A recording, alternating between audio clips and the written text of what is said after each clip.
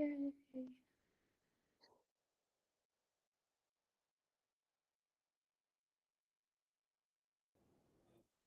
Hooray! Hello.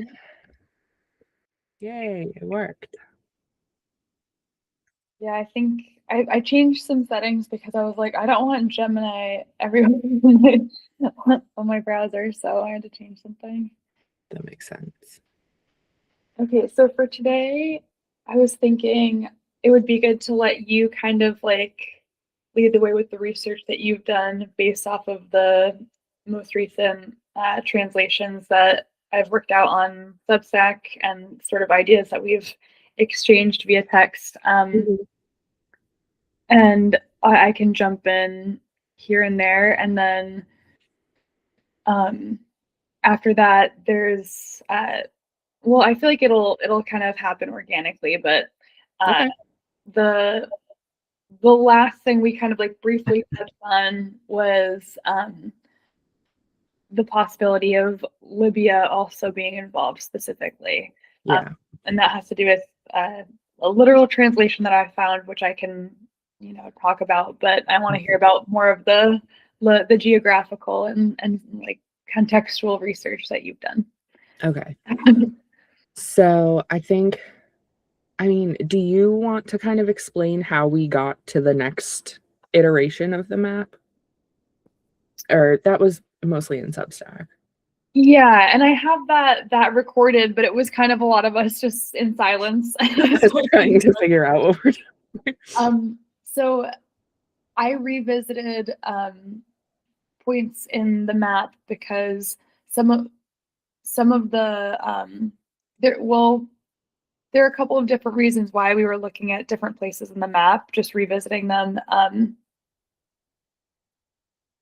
Along that route, those specific words have odd character combos, so they're likely places, but phonetically they could be multiple places. So I really wanted to like situate them. When you started to talk about some of the research that you had done with two of the locations, I started to be like, oh no, I'm having doubts about those locations. Let me just like make sure here.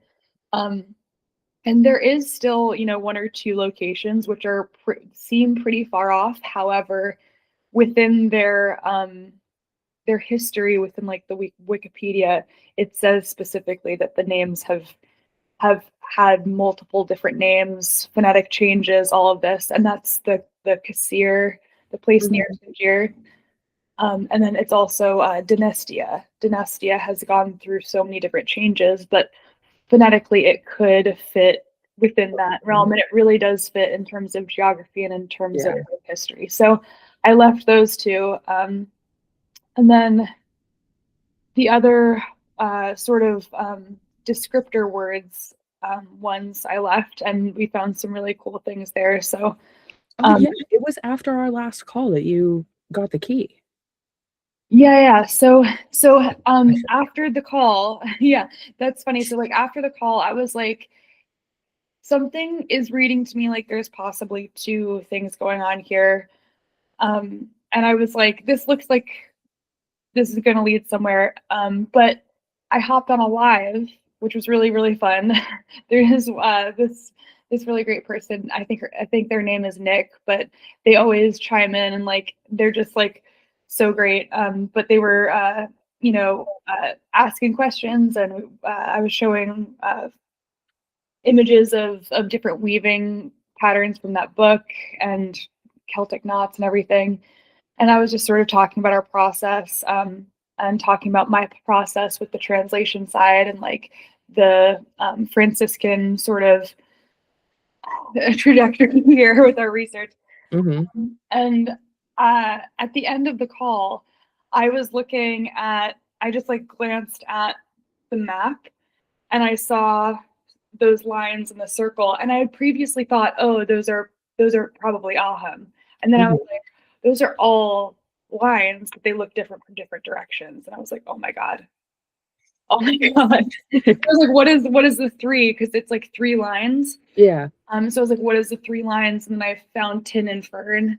And then I was like, okay, this is going to change some things. And then phonetically, I was like, okay, so there could be some differentiation between the t, the hard t, and the th, which is sort of like a softer. It's like a Kiki and Boba thing. Honestly, like a lot of this goes back to just like Kiki and Boba. That's so So funny. that's when the sort of key came together, and that was really special because the tin has like it can mean multiple different things. I'm reading this book that this Irish speaker who is participating in some of the demonstrations, he gave me this book on like old Irish, like how to learn old Irish, and it's so thorough, it's so great.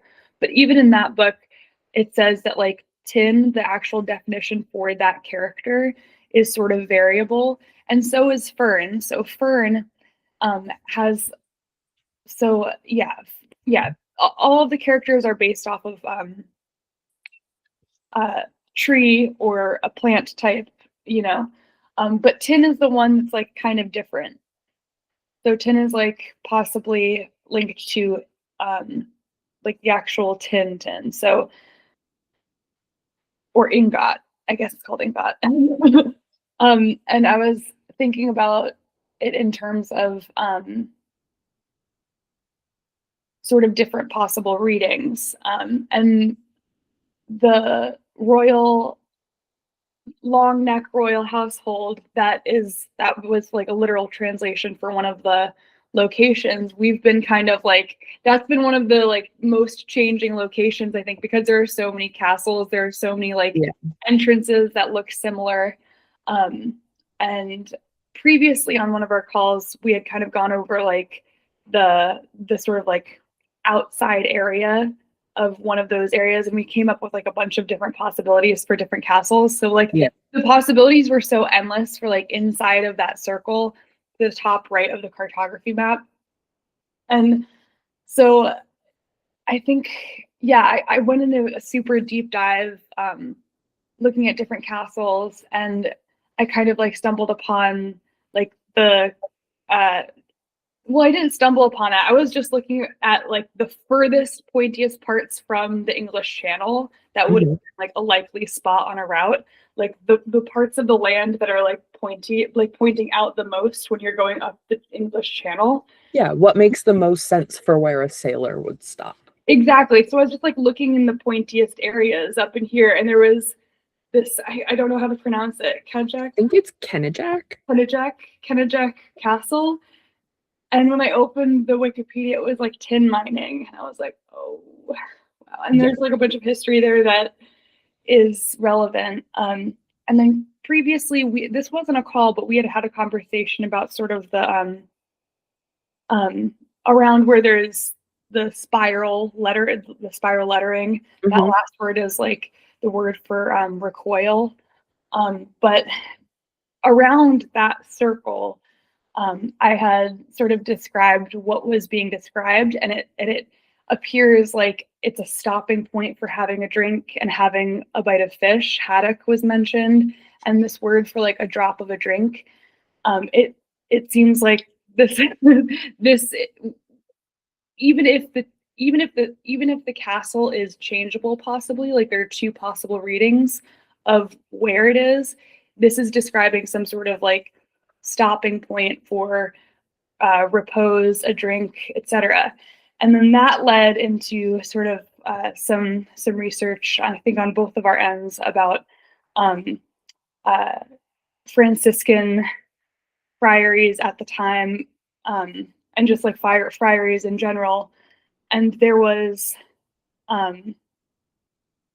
places where monks could go and stop and have a drink, or not a drink, but like stop and have, a treat, or like Yeah. Like there were people willing to host, and they would know about them. Right. But yeah, so I started with Kenajak because our other contender was Dunlow, and I had already done a deep dive on there, and I couldn't find much beyond its nickname sort of fitting. I think, what is it, like the Three Heads Castle or something? That sort of fit, but Long Neck Royal Household has been haunting me. And it was pissing me off because as we've been going through it, you can sort of like as you get to understand the language, you can sort of pick and see which phrases are like worth looking more into. Right. Like what we did with the wormhole. Yes, like what we did with wormhole, what we did with river sucking. I think what you recently got in the margins of the map, I think peculiar sect is going to be another important one. Oh, really? Um, You mean like the five divisions of Ireland? yeah. Puig? Yeah. Um, I think that might end up being an important one. I've done a little bit of a dive on it, but nothing concrete yet. Okay. But I do know which of the five is most likely to be seen as peculiar. Really? Yeah, and sect didn't have the religious connotation that it does now. So it doesn't Right. No, yeah. necessarily mean like strange religious people. No, It no, could, no. But Queeg is like in Irish specifically. yeah, it's like the different districts. Right. Yeah. Yeah. Basic, or Yeah. I don't know what else to call it. It's like Oh, the yeah. But anyway, okay, back to Kennejack. Longneck Royal Household is annoying. Super annoying. Did we tell them at one point I was considering an Italian family whose like family crest was a long column with a crown Oh on yeah. it? But neck, honestly though, I was right there with you though, because like neck, the word neck is mentioned a lot and has other meanings, not just neck. Oh, But it's that so is really frustrating. interesting and fascinating. So, what I was able to find about Kennejack and the mines that were around there, there is a place right there called Wait, really quickly. Neck is the word that is also connected to, or is similar to, breadin and braid and braiding and cloth. Like it's slightly related, like visually and phonetically, like connected. So like when long neck comes up, like it's you know it does come up a fair amount, or like it is like mentioned a fair amount, but it's like context dependent. okay. So, the I think it's the closest mine. It's on the same little bit of coast. The formal name for it is Botalic Mine, Botallack. It's in Cornwall. And it's got these little engine houses like tucked down on the rocks just over the water. It's so cool to look at. Whoa. Those didn't come to exist until I think the late 1700s. But then I saw that the place is called the Crowns, the both the engine houses and the mines. And I was like, oh, royal household, Crowns. What is there a royal family nearby? What are we talking about? Right. And it turns out that it's named the Crowns because that's the colloquial term for what that bit of rocky coast looked like. Oh. And so it's named after the rocks that they're right on. Okay. Which I thought was cool. So I started going down there because I was like, hey, royal crowns, this could work. It's right on the tip of the English Channel. That would make perfect sense. Right. Yeah. And if you're thinking about, so the ruins of Kennejack Castle are not actually a castle. They're an old Iron Age fortress. So which is potentially why they're not using the actual word for castle, because they know it's not. But right. To a sailor, I went back as far as I could to try and see what the ruins looked like historically. Right. Couldn't get super far back, but they were a lot more, like the walls stood a lot higher. And so it wouldn't surprise me if someone's sailing by and looking up at these really tall rocky cliffs called the Crowns, and right. You see a house on top. What would you call it? But right. The whole area and its connection to tin mining is really what solidifies it, because tin streaming is the technique that would have been used at our time frame. And which makes the probe hole water, the weird probe hole water makes sense. water makes a lot of sense. And we translated together, kind of. Well, I asked you what it was and you translated it for me. There was another little word that was outside the circle that we hadn't looked at yet. And we came up with basically like acidic river. Acidic, yeah. And so let me tell you a bit about tin streaming. I don't know a ton. Really quickly, do you want I can put up in my background what we're talking about in terms of the map. Yeah, if you want to, because it connects all that little corner bit. Here, let me find it first. Excuse me.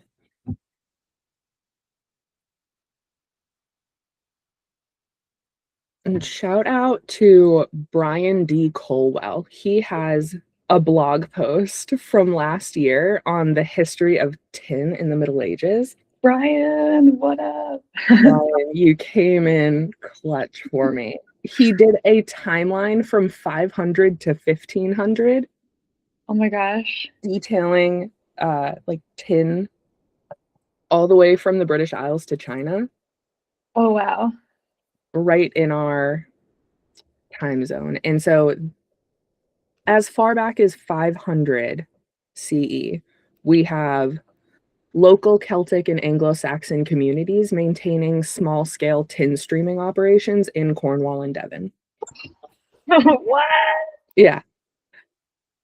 And then getting closer. So obviously the Black Plague destroyed the tin mining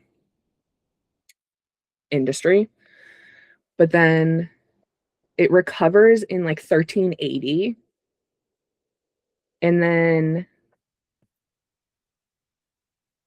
major tin mining phase in the late 1380s, and then into the early 1400s, Cornish tin mining, increasingly dominated by wealthy merchants who control tin smelting and export operations.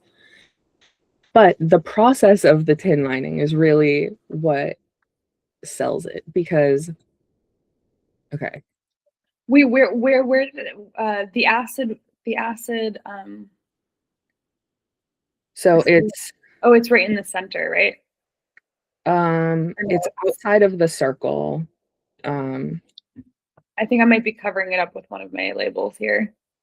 No, you got it. It's above Long Neck Royal Household, inside what looks like another little river. Oh, right. It's over here. This is, yeah, I remember that one. Yeah. Oopsie. That's what we have for acidic river right there. But so the process is really crazy, because if we go up to that tiny circle up in the corner that has like the blue lines going through it, it almost visually looks like it's showing tin streaming. Really?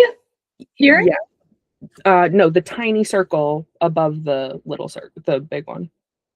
You know, the one that I sent you, it's not, it's kind of outside the map. Oh, that's over here? Yes. Oh, yeah. Because that's connecting those two rivers. So this one was really interesting because you sent me what's over here, and you sent a screenshot of this. Mm-hmm. And I was getting a lot of chemical names, what are current modern chemical names. Right.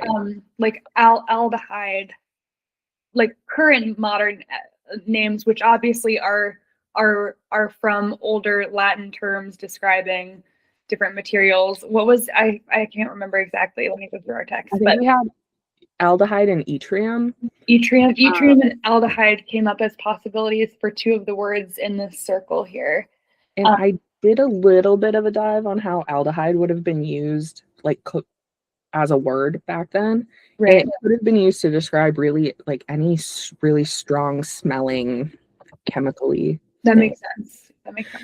But so the process of tin streaming involves diverting rivers so that you can have access to the sand at the riverbed, and then you use flowing water and the different weight of the different like gravel, and it washes away all the sand and quartz and leaves you with the black gravel that can then be melted and made into tin.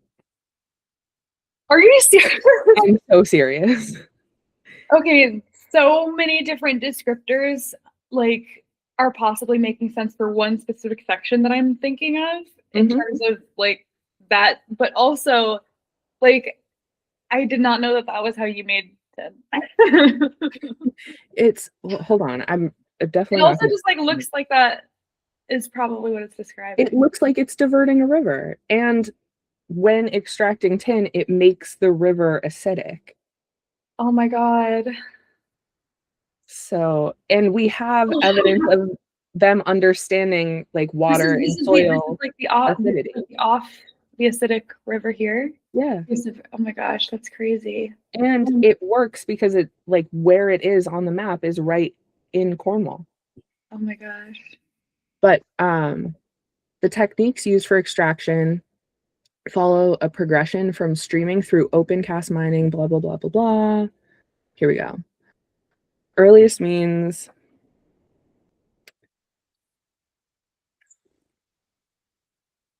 I need to there are some like words that were used for it that might be helpful. Hold on.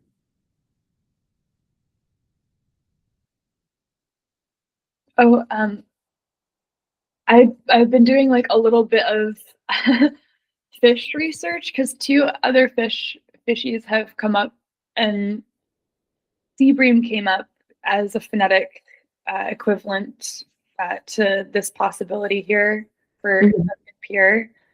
Um, and so I don't have a lot to report back, but I've been doing some random fishy research because I don't know if it's like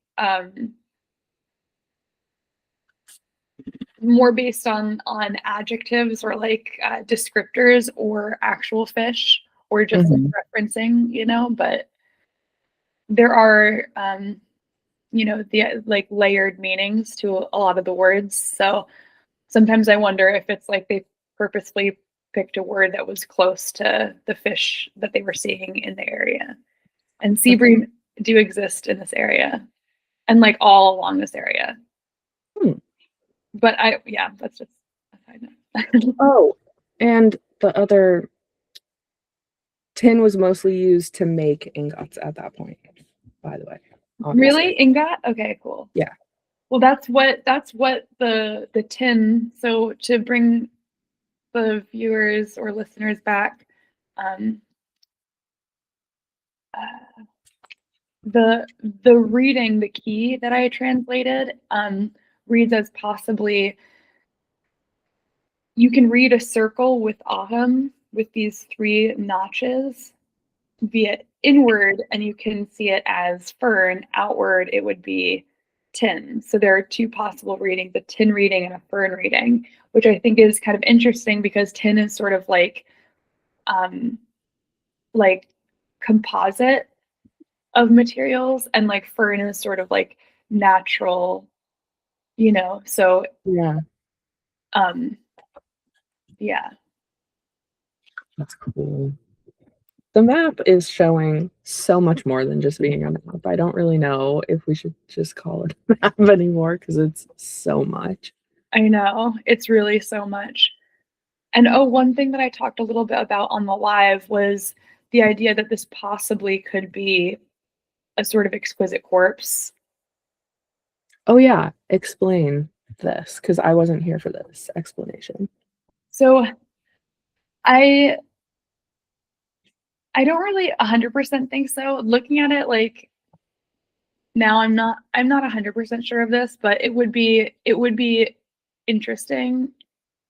So exquisite corpses are like an artistic game that was I think started by the surrealists or the situationists like back in the 20th century, so it wouldn't have existed back then, but I kind of think that like little artistic games like this have always existed.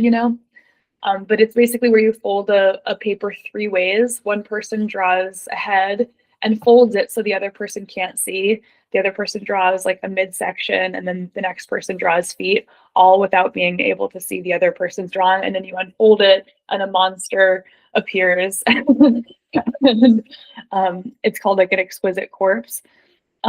So there's these folds in the map, which I think were like practically established like that, but also like I wonder if different scribes drew different sections. And I would imagine it as three different sections. So the three folds, the center, and then the left, and then the right. Hmm. And if you notice, there are differentiations slightly, like as they connect, you know, and that's what you see in an exquisite corpse. You see like, you know, someone is you just leave the edge so the person can continue at the perfect spot. So they're not like they don't look. It doesn't look like a collage. So it really does all look uniform. Uh-huh.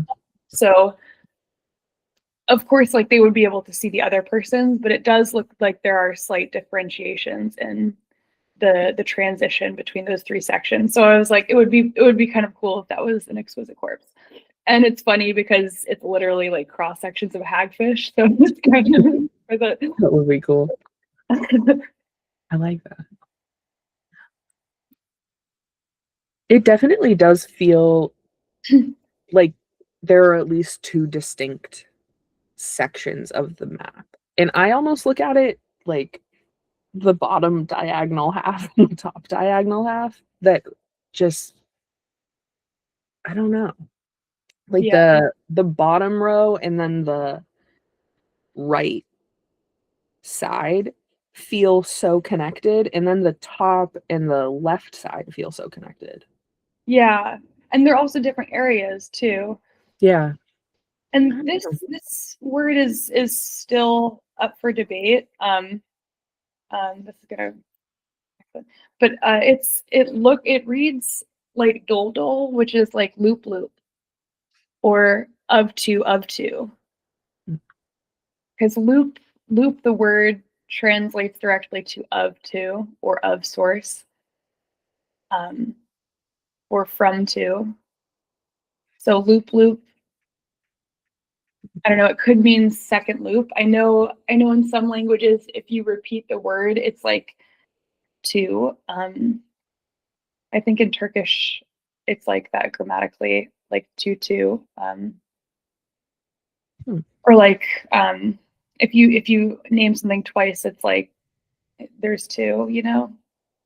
But it also could possibly have some overlap with Bordeaux, these different places here, but it's most likely loop loop, which I'm not really sure. Loop, loop.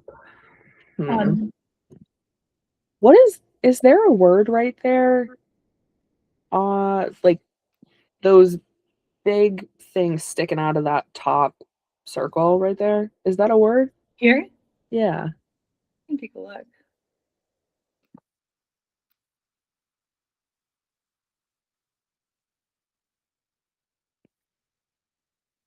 Those little things sticking out always fascinate me.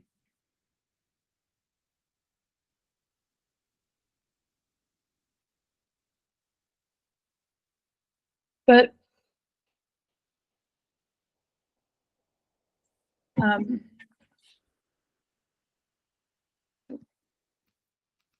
I was going to say so in the beginning, what's being described is kind of interesting, and it's definitely related to potentially like the path. I was hoping I could Ooh. see further. So this looks like agoho, agoho, agoho, agoho.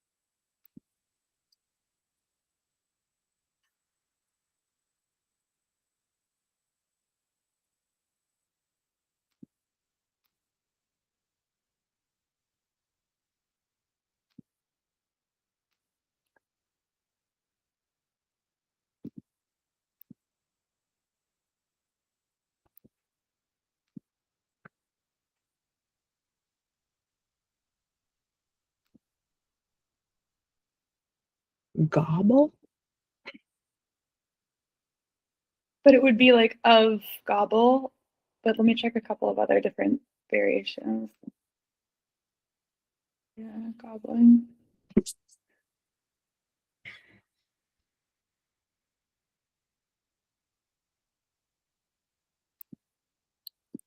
Also be without the L. So the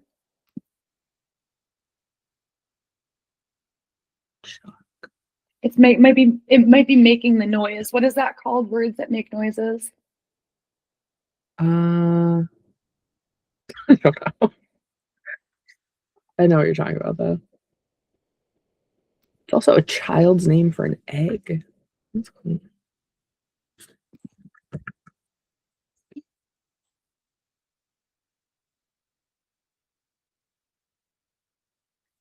So the so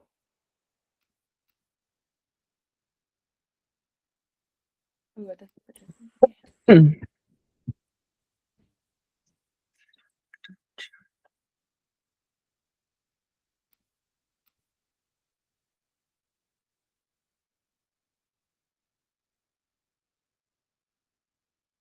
Could that be saying a crack? Like a big crack? yeah, That could be the Strait of Gibraltar.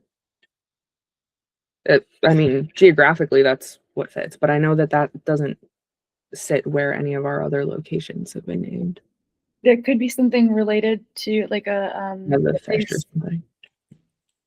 a place related to. I'm smelling my coffee and I'm like, what? Where is that coming from? Hmm.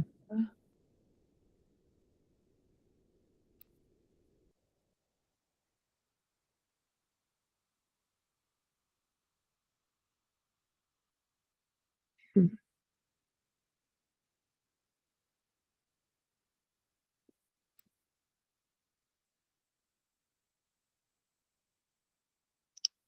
This looks Onomatopoeia. this looks the most like it, like what's actually written and phonetically. So the end is like an O. Oh, Hmm. thing like I think it's like a noise.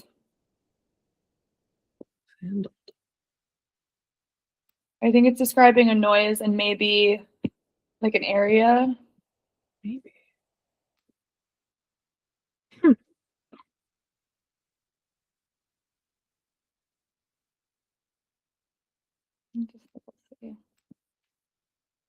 This also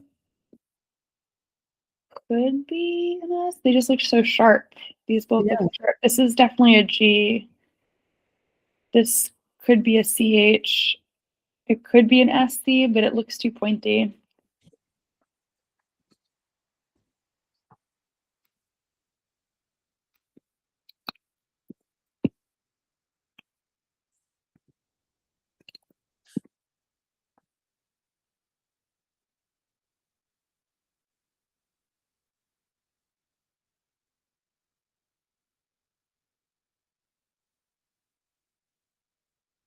Yeah, no. Hmm.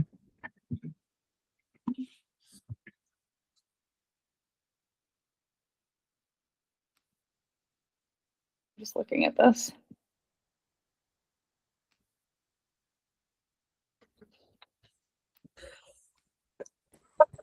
What do you think little I those little pipes like remind me of the circles that are on a hagfish, like little Yeah. pipes, you know? But they Part of me also thinks that.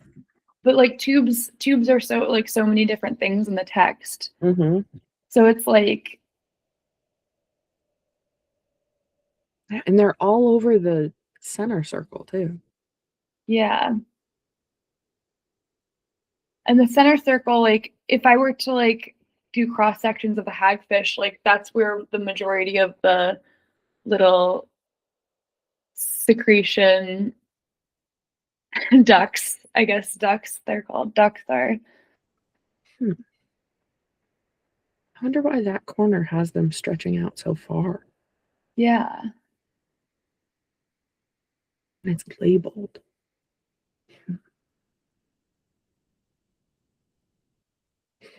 Gobble.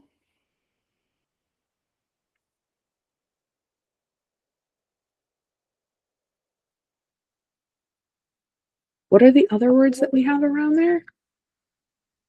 That's where we have like Donostia. So geographically, that would put us like entering into the Mediterranean.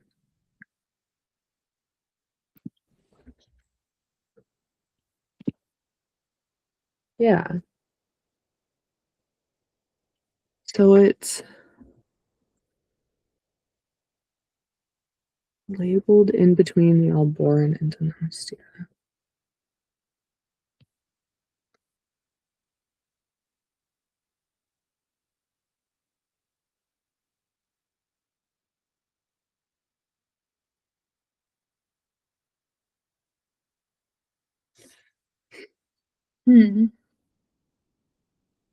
I'd have to look at another map to see. I wonder if there is any cracked ridges or something referred to as like cracked or crevice. Well, I mean, it is a crevice, like going through that center of That's the what I'm Alberta. saying. Like the Gibraltar Strait maybe could be seen as like a big crack, but I don't know if that might be a reach. There's also so between Donostia and the next location, we have all of Spain and Portugal to go around. I So I know. wonder if it could be somewhere there, but we don't have any locations in corners like that, do we?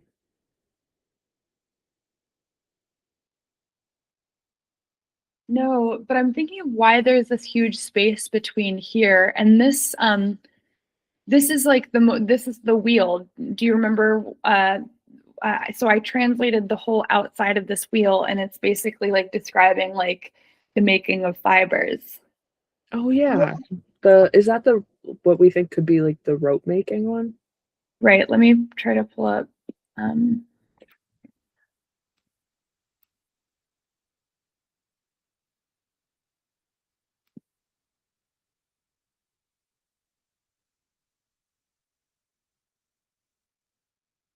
My God, your poor desktop trying to keep all of these screens straight. oh my gosh, this isn't even like, oh my God, this is so minimal because I just got this refurbished computer. Like, this is my local desktop. You should see my iCloud desktop is insanity. Like, this is so mild. Like, oh my God. So funny. It's just random pictures of plants and screenshots of words. Actually might have to go to my Substack and see.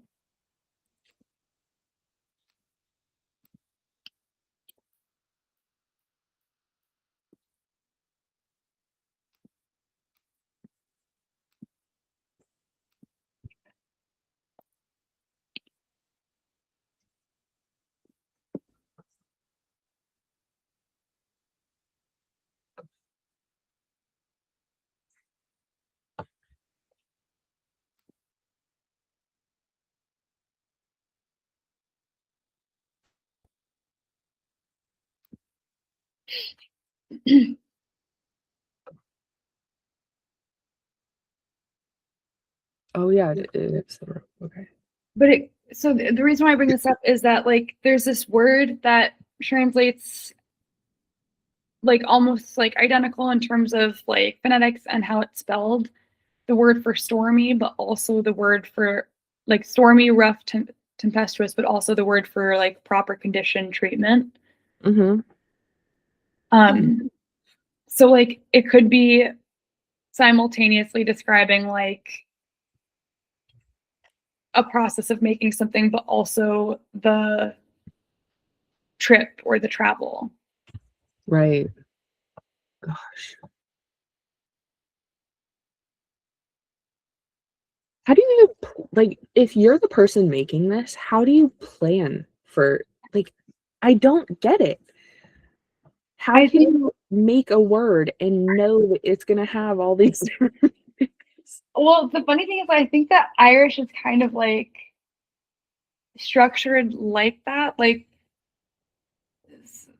some, like there will be words where it will just like be so logical that it would also mean something that sounds like it, if Mm-hmm. that makes sense. Like, it's very like braided and connected with other words that have like similar meanings. Like in terms of like the instructions for some of the pages, they're describing a small process and then a large process simultaneously because the words are like homonyms. Like the small versions of the words are connected and related to the larger versions of those words. That's crazy. So do we think that the fact that that circle sits where it does in the map means that we're seeing people making rope around probably Kaplag?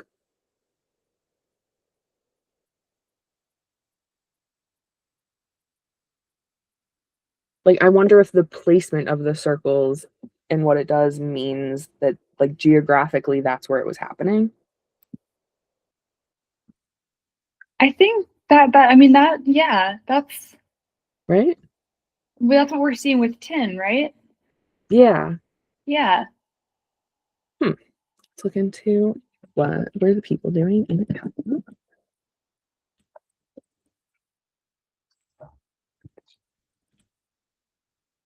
But it would also make sense, like look at how many spokes there are in that wheel where Mm-hmm. there's all this space. There's like all this space between Dynastia and um Kaptalahag. There's all this space. So it's like look at all those spokes in the wheel. It's like a lot of different places like happening. It was like a fast travel between there and there, maybe. Maybe. Not a fast travel, but like there's like maybe small stops along the way related to the making of fibers, rope, threading. Let's see. France, what were they doing? I know what's going on here. This is Ireland.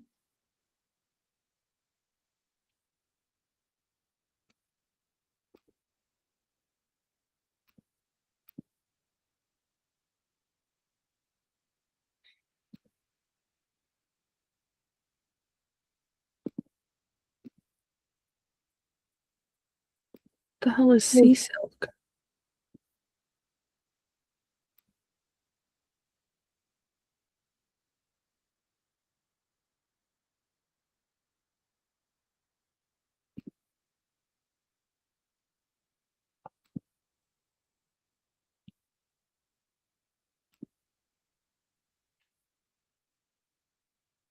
Do you know about sea silk? Sea silk? Extremely rare, naturally iridescent golden textile made from the silky filaments of the noble pen shell, a giant Mediterranean mollusk. No, but that relates to the gold, the gold that came up with the gold beater. Remember? And gold, what? The gold beater, this right here. Hold on. Uh Gold beater. When did gold beater come up? Hold on, wait, hold on. Gold beater came up.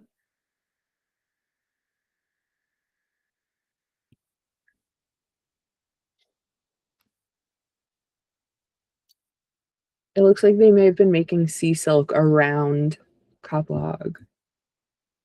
It's a very luxurious, I think.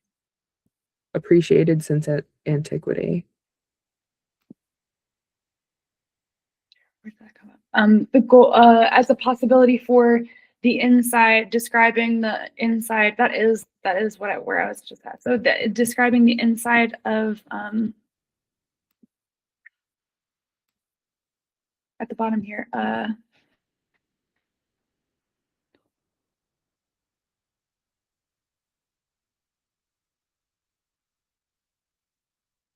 The Gorgon? No, no, no, no, no. It's like this process of making gold beater is like a stretched guts Ugh. that they use to because it's really durable. Wait, look up gold beater. Gold beater.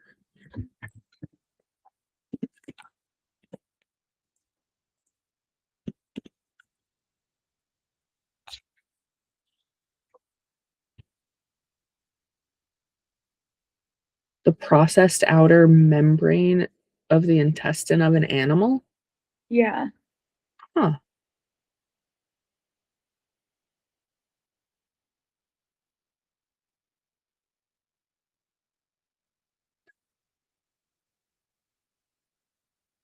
Is this like vellum? Yeah. Huh.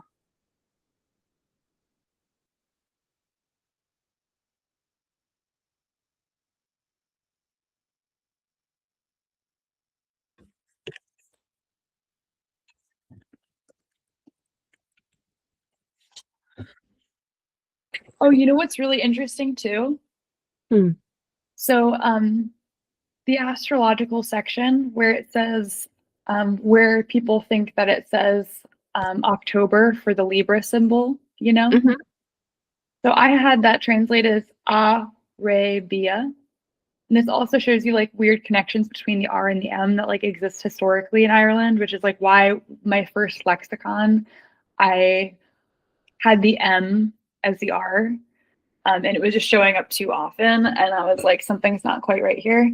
And a lot of it like was reading kind of like, yeah, it was just reading kind of like naughty. But so the R and the M do have overlap historically in Irish, but like in kind of a weird way.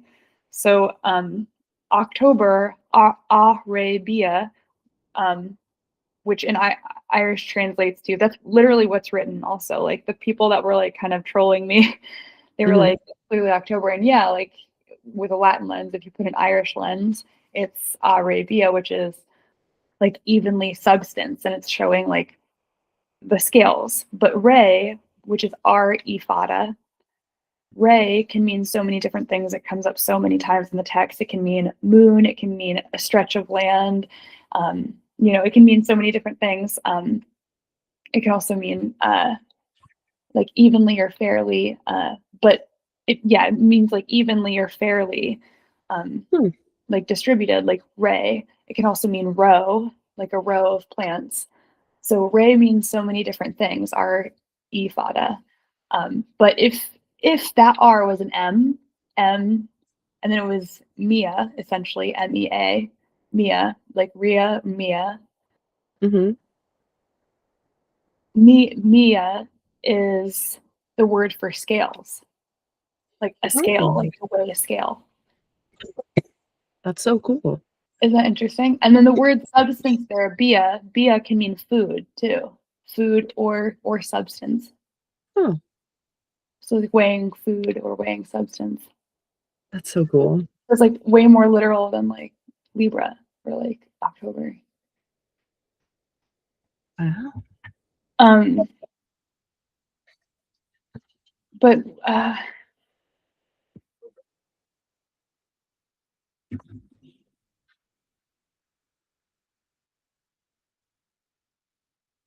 me try to remember exactly what came up with gold beater. Oh, gosh, this cough will not go away.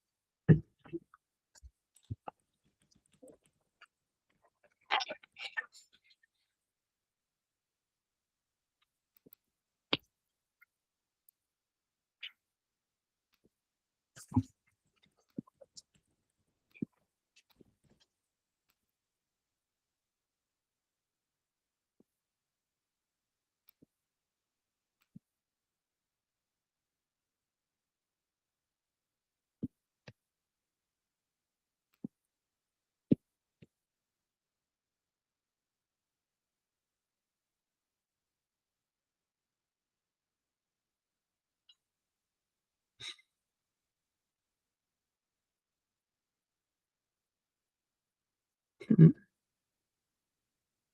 Oh, some interesting. So I'm pretty much done with the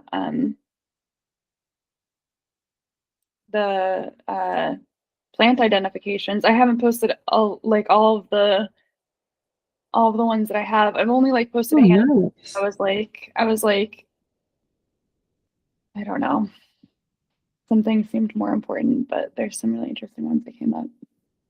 Um, What's Mountain Everlasting? oh, that one's really cool.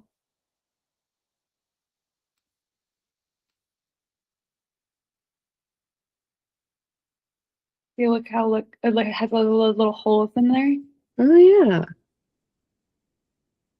Yeah. Whoa. That's cool. That totally is it.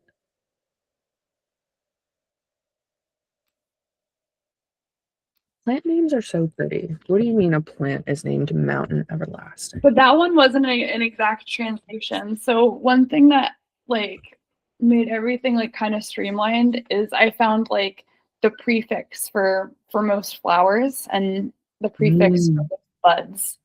So it made everything so much easier. that's Like so sick. there was like 10 of them where I was like, I don't know what the hell these are. And then I was like, oh. um what was I looking for? Oh, obliature. Where did that come up? Where did that come up? Let me look at my maps again. Obliature. Where was that? Gold beater. Gold beater. When did that come up?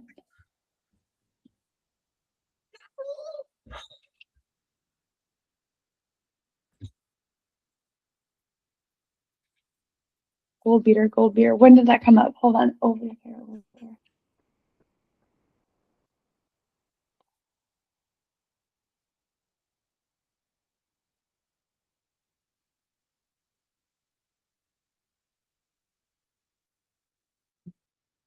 Oh, it might be in the key section. Oh, Did it? Hmm. Did I make a label for that? Oh yeah, I did. Okay, let me go to my. Kapahag has its own dialect. Wait, what? Kapahag. I'm Oh, trying to see what it they're does? doing. Yeah. Did you? I think it came up here.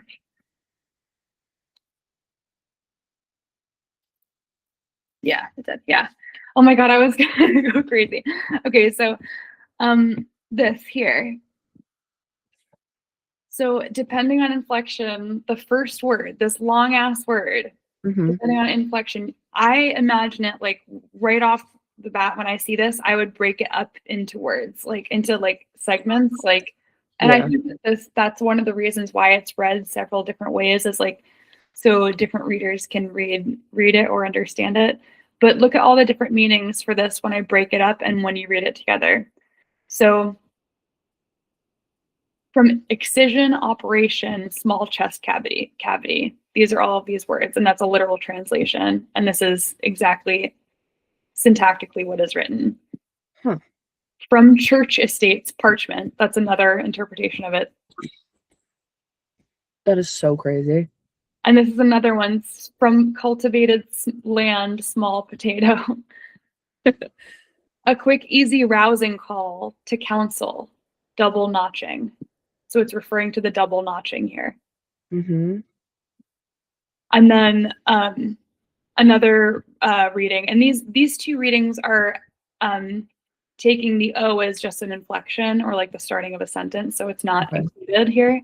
So another reading would be to touch rib, double notching, tough, stringy, like describing like possibly the hagfish connection. Yeah. And then if you read it all together, it would be small, tiny, the diminutive for orbiter, which is small gold beater, Uh-huh. which means they could have been using the hagfish as a gold beater, as a vellum, potentially. That possible? And then another reading of this, like phonetically, this is not, you know, exact phonetically. It's kind of like a messy that's why it's number 7, because it's like, kind of a reach. But this word for ovipositor, which is an organ at the end of the abdomen, which eggs are deposited. So these are inferred vowels. It's not exact, so that's why I included it last. But I thought that was kind of interesting because one of the cross sections of the hagfish on the map is like looks like the egg section, Mm-hmm. But I do think that this is relevant. The small gold beater. Yeah. Come on, fish skin. It can treat chronic wounds and burns. This is sick. You can make fish leather? What?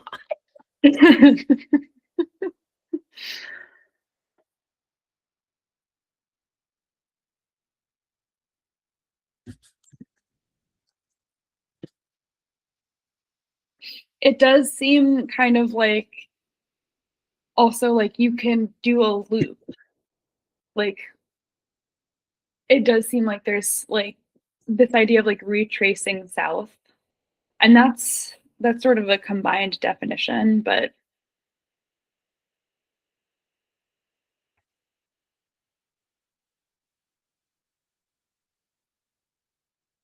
retracing south, like you could read and go the map and then do the exact same thing on the way back. Gold You know beater what I skin mean? can be used for musical instruments too. Yeah, and like Ireland was making a ton of musical instruments during this time. This is why like one of the reasons why I get a little bit frustrated when people act like Ireland just didn't exist during the Renaissance. It's like so many ideas and like I don't know, there's just so much cultural exchange, like Ireland was making lyres, and lyres are like mentioned in several different sections as like a descriptor, like the shape of a lyre. Hmm. This is so cool. And they were making Turnaround point, I think, makes sense around where the Bridget's cross is too. really. Well, because so the Bridget's cross was always often hung in like people's homes and stuff. It was to like denote hospitality. So it could either be showing maybe like a place that the person can stay, Right. or it's showing where to turn around to go back home. Right. And so that's one of the things with the. Let me bring up an Ogham alphabet. So the idea. So this is how I understand the Ogham alphabet. These are like standard, right? These ones are turning a rotary, if that makes Right. sense. These are like the turning of a rotary. And so like it would make sense for like the St. Bridget's cross, which is Aelm to be like the spot of like the beginning or end spot kind of, or like Yeah. the base, or so to speak. But it's funny because like let me look at so the hard T sound, the Mm-hmm. hard T sound for which is associated with ingot, which is tin, is also associated with white thorn and this idea of fear. Hmm. So it's like even in this old like basically textbook that this person gave me of uh, old Irish grammar, even Mm-hmm. in that like textbook, they have a question mark next to fear because they don't really know why, but this letter is always linked to fear. Hmm.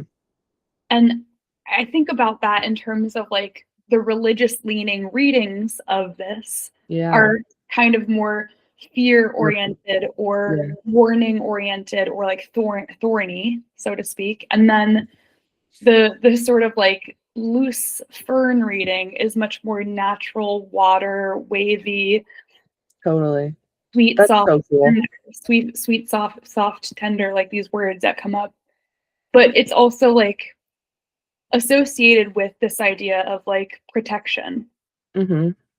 Milk container, vanguard of warriors, protection of the heart. These are like expanded meaning for the condensed letters.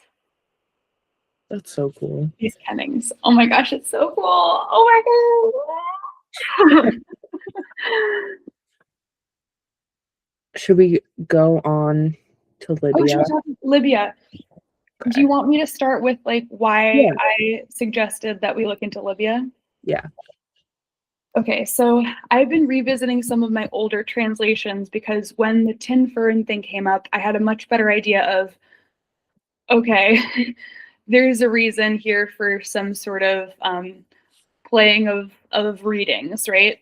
Mm-hmm. And what I was doing previously, which was like collecting a bunch of definitions, actually really helped me because now I can be like, oh, now I know how to organize this. And so one of the things that I've been doing is extracting some of my some of the ones that need revisits Okay. and writing them out like this. So one word is both of its homonyms. Both. Okay. That's So cool. it's like so my process that I started off with was so messy and so disorganized, but it really ended up helping me in the end. So like I'll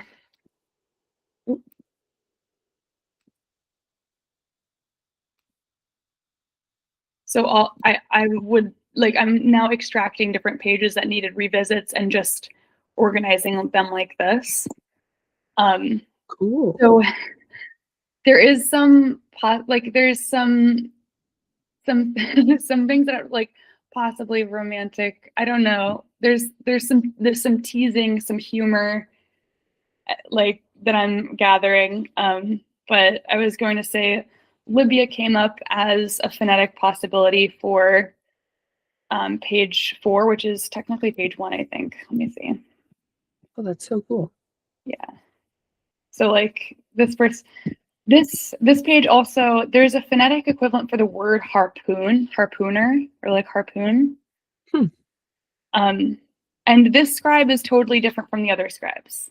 This You well, can yeah, visually tell. yeah. These scribes are well. This is the same scribe, I think, but it's totally different from the scribe later on. Hmm. But so the reason why I was like, I sent Caira a message basically that was like, have we looked fully into Libya? Because we have one Libya location, which is Tripoli. Yeah. Um, and there are several Tripolis, and I'm fairly certain, especially based off of the shape of the coast, that we're looking at the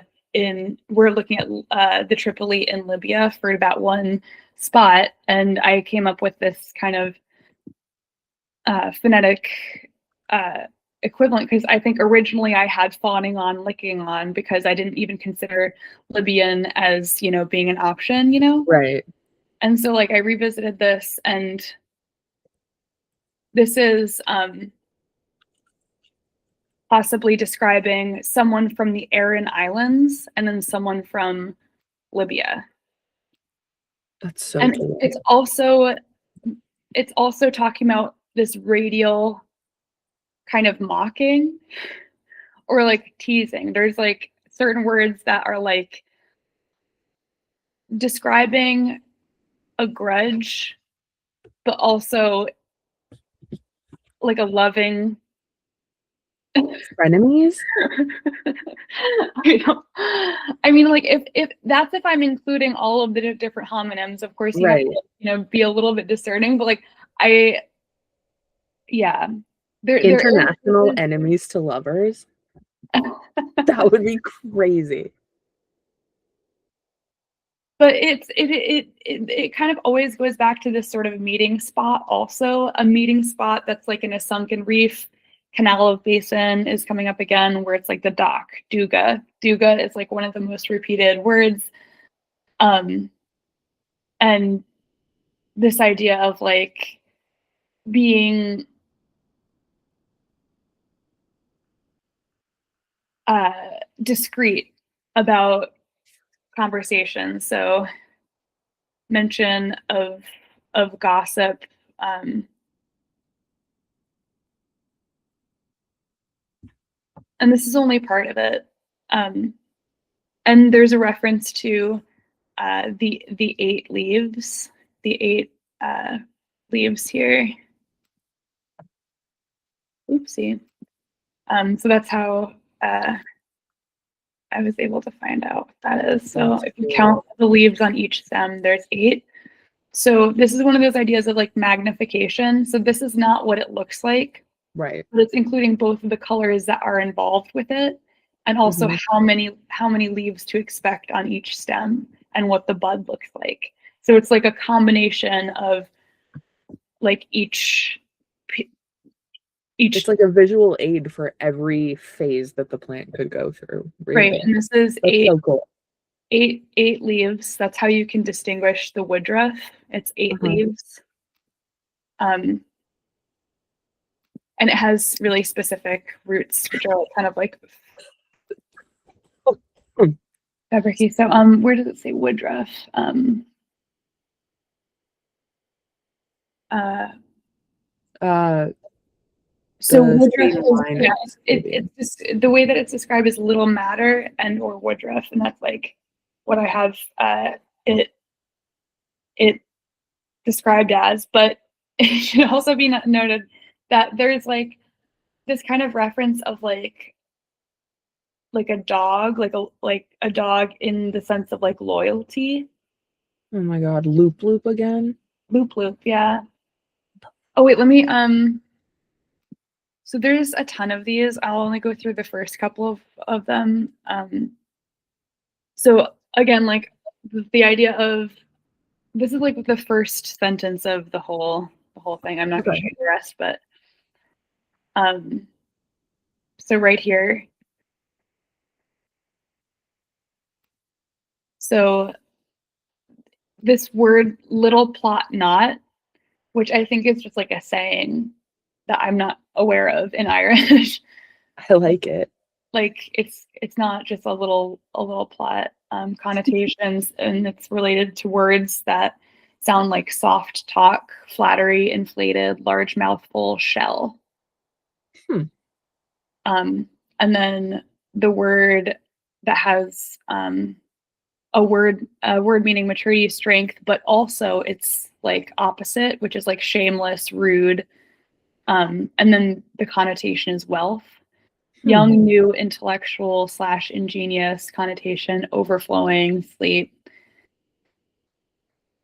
possibly sleep meaning like boring, Cap- captive, lovely thing, little worthless thing. And then the word for harpoon,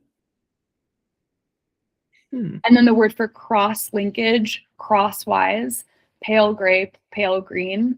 So I think this is like a harpooner is like crossing, capable of cluster, cross linkage, capable of cluster, that interfere with, meddle with, river bend, fishing ground, drizzling. But Hmm. these are all of the possible like homonyms. That's insane. Isn't that insane? What in the world?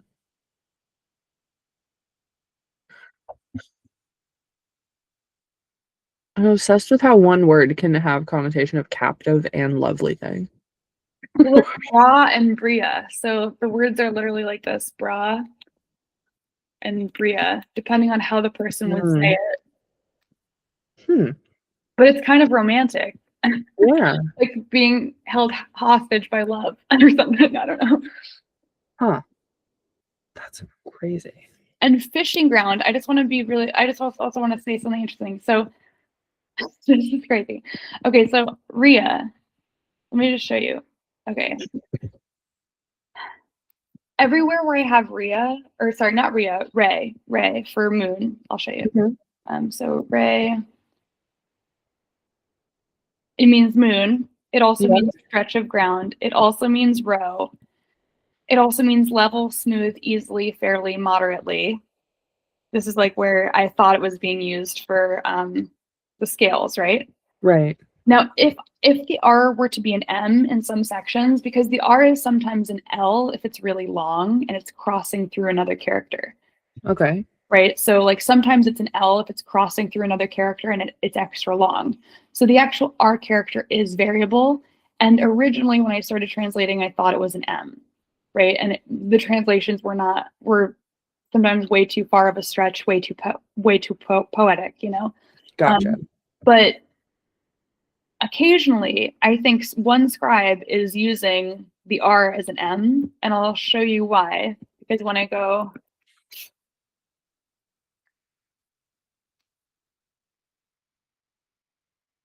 balance scales Oh in yeah. terms of like, and then it's also fishing ground, Huh. and that's also meat. Deep sea fishing. So Deep sea Ray fishing, and where Mia hagfish we would have be. overlap here. Um, so where I have Ray and where I have translated as Ray and a lot of the text could also have overlap in terms of Mia. It can also be mead. Yeah, I know. Mead is great. Have I you wonder ever? if any of this is like making, I don't know. There's mention of whiskey in the near the or mention of rye in the castle area where they're like Oh. where the person's like stopping to have like some fish and drink. Mm-hmm. They're having haddock and like rye whiskey or something. Is Do you that a see that it thing? says Libra literally at the bottom of the Or- first big paragraph of all the possibilities? Really? Oh my god. Yeah, see it? The scales, Libra. Oh my god. Period. That's so cool.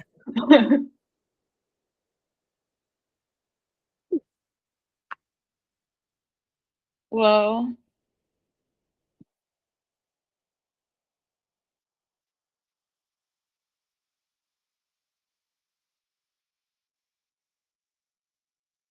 And moon, That's so cool.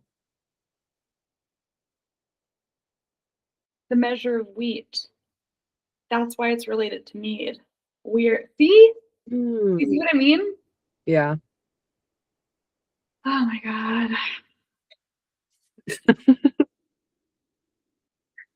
So much. Okay, Libya. Oh, okay. Um, so we had Tripoli already, and Tripoli has a history of being conquered many a time. But in our time frame, it was Islamicized and largely Arabized. There were, however, still like Coptic Christians around, and there was Franciscan presence in Tripoli, confirmed for what it's worth. But while I was looking at Libya and the languages that would have been spoken, the parallel with Irish really started to make itself known because you have the indigenous language of the Amazigh people, which is, I don't want to get it wrong, I think it's Tamazight, is the language. Yeah, Tamazight is the language. Tifinagh is the alphabet. And Amazigh are the people, or Imazighen would be plural. Most sources are going to refer to them as Berber, but that comes from the same word as barbarian. But if you're looking for sources on it, you probably have to look for stuff about Berber languages, which is unfortunate. Um, there were also some port languages that were spoken that blended all the Romance languages together, which I thought was really cool and Yeah. maybe mentioning. But when we were looking at the upper communes in the center circle, Mhm. there was one, I don't remember what the phonetic possibilities were that you had given me. Hold on. I have it somewhere.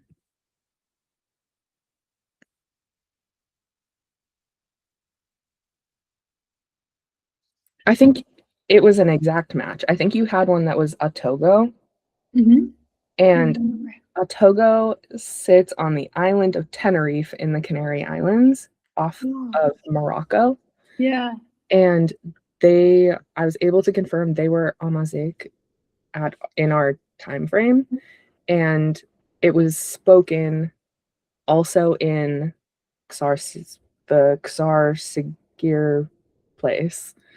Yeah, And couldn't quite figure. it's known as like a dead language, but it's still spoken pretty Mhm. largely. It's very much like just the parallel philosophically with Irish, I think Right, is worth looking into because it's so clear in the manuscript that it's not taking a very like a Latin or an Arabic approach.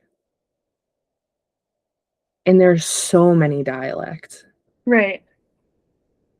But but a Togo. It was interesting though because I think you had sent me just like the language, and I looked up just to hear the sounds of the different dialects. Mhm. And one of the dialects that was near Libya seemed really distinct from the rest. Yeah, And I was like, I wonder if that's because it was like a central port. it totally could have been. I Yeah. have no idea. Um, Otogo, Tenerife was the last standing independent Canary island. And Oh, so in our time frame, they weren't conquered until the 1490s by the Castilians. And so in our time frame, if we're thinking of that, like they would have been fighting for independence. They were surrounded by other islands that had right, already been taken over. right. And they were like just fighting it out. So I don't. Is there a connection between the Aran Islands and like in terms of I want to see if the Aran Islands you were saying there was some connection a while ago in terms of the Ishmore. Is that And it's near more. the Aran? Is that near the Aran Islands or is that in? Let me just double check. I think it is. It's in there, right? Yeah. I believe so. I think the Achil Island would be too. Achel, yeah, the one that is the last stop in the cartography map. Achel is near there, right? So Achil is farther north, Okay. Let me just but find that. Inishmore is where the wormhole is. Right. And I think it is one of the Aran Islands. It is, yeah. I'm looking at Aran Islands. Okay. Yeah. Oh, it's just the three?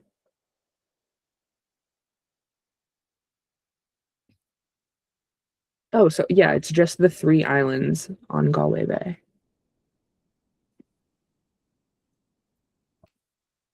I'll look into the other two. I've only looked into Inishmore, really. I just want to look up the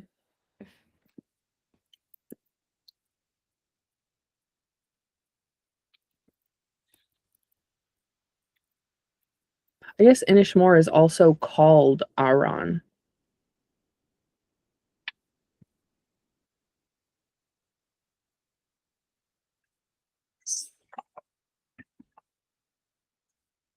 so it's one of the highest Irish speaking places in all of Ireland, I guess. It's That's believed that 80% of Aran Island's population speaks Gaelic proficiently. That's incredible. that's really awesome. Can, can someone from the Aran Islands get to us? Well, I'm just wondering if, or so you said the Canary Islands. Well, there's Yeah. something like that is repeated throughout the text, which is like this idea of like a lot of coastal area having like compressed language meaning overlap happening, you know. So Yeah. the idea of like two islands, like kind of like smaller, definitely smaller islands that are also like kind of independent but connected port Yeah. wise and trade wise. It almost kind of sounds like that's what maybe it could be being explained in the first page. Yeah, Like what if it's a like a love affair between places instead of people? that's definitely a possibility. Yeah.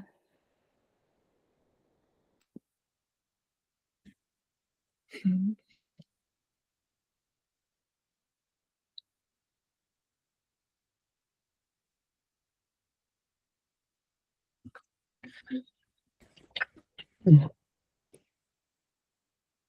This idea of cross linkage capable of cluster that interfere with metal with river bend, fishing ground, drizzling.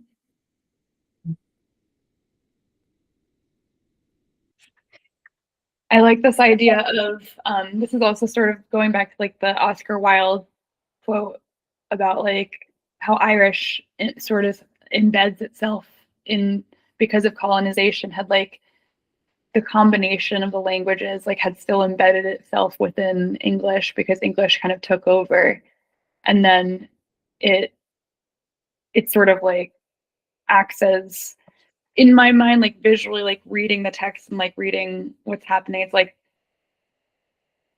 this idea of like a binding material of fibers. Mm-hmm. And that's what I kind of get from the first sentence of the intro. Hold on. Listen, this is on the Aran Islands Wikipedia. Little is known about the first inhabitants to cross over to the islands, but they likely came across in search of a safe haven from attack. The islands are made up of carboniferous limestone and do not have naturally occurring topsoil. Early settlers augmented the soil with seaweed and sand from the shore. Dry stone walls were built to protect the soil. 7 prehistoric stone forts are on the islands. A name that I will butcher on Inishmore dates back to 1100 BC. Enda of Aran found the Killiney Monastery on Inishmore AD 490. It became a center of learning, piety, and asceticism. Also on Inishmore is Temple Brechin, the 5th century church of St. Brechin. A ring fort on Inisheer called Dunforna became the site of a castle built by the O'Briens around the 15th century.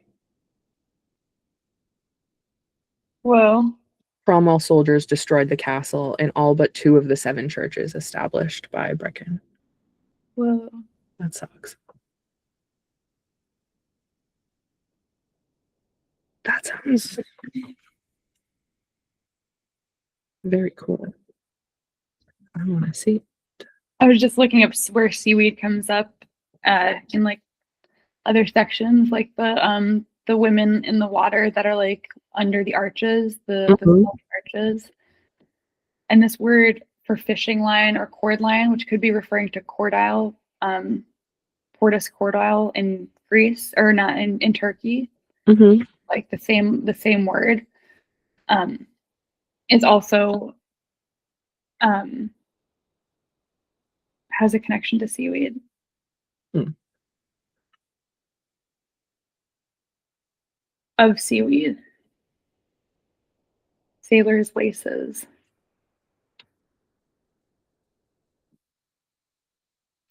Where else? I wish I could see what this frickin' castle looked like before the Cromwellians destroyed it.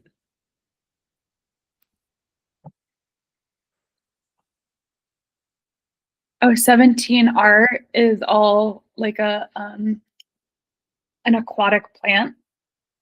Oh.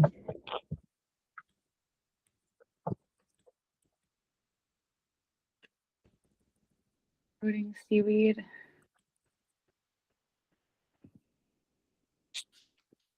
Wait, so what about the Canary Islands? That's where we have a Togo, and they were a mosaic until the 1490s. Okay. And that's an exact match for one of our communes up top. I just So I wonder if I wonder if there's an M and R overlap. maybe. And I wonder if like other ones up top might be located in areas we haven't really been considering. If if we have one in the Canary Islands, we could be looking at more. Yeah, I wonder if remember how originally I had some Scotland locations that are no longer there? Like there are phonetic overlaps still with a few of those like kind of like what look like shard islands, like shards of island, like they're kind of like lines like that. Yeah. Yeah. I wonder if there are any communities there. Hmm.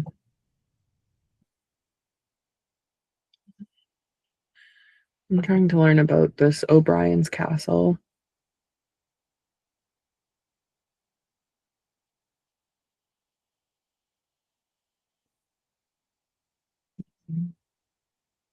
I want to see it.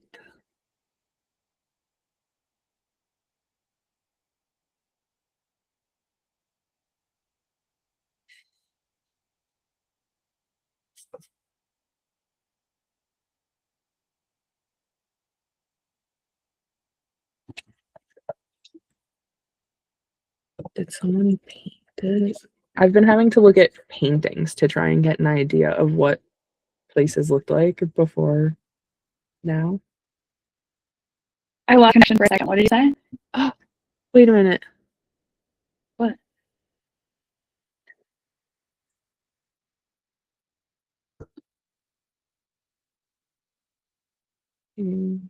It's so snowy outside. This is color.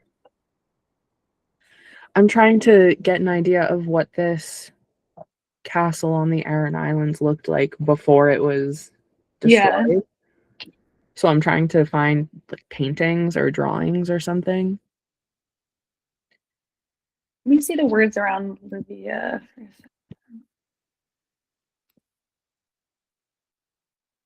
second. World. Oh, Detritus. I looked into Detritus. Do you know what Detritus is? What is it? It's like dried poo, essentially, I think. Oh, great. But they use it for like agriculture or something. But Oh, that okay. one came up. Aran Island Detritus. It might be related to when Aran Islands is brought up, it might be talking about that. Also, the word Aran has the phonetic equivalent to bitter salt and soul life. Soul, life, bitter salt, Aran Islands.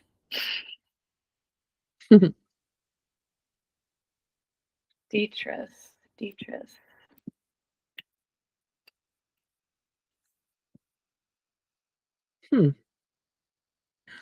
People seem to talk about this. This is the third website that has referred to the Aran Islands as an island loop. Really? Yeah. But they're in a row, so I don't know why they call them that. I mean, row is mentioned too, Ray. Innisor on an island loop. What does that mean? Oh, Detritus can also mean a product of disintegration, destruction, or wearing away, possibly talking about the language. Yeah. Like the language at risk. Disintegration, destruction, wearing away. Fragments, rock fragments, or organic particles. Oh my gosh, that's so lovely to think about and so scary and sad and beautiful.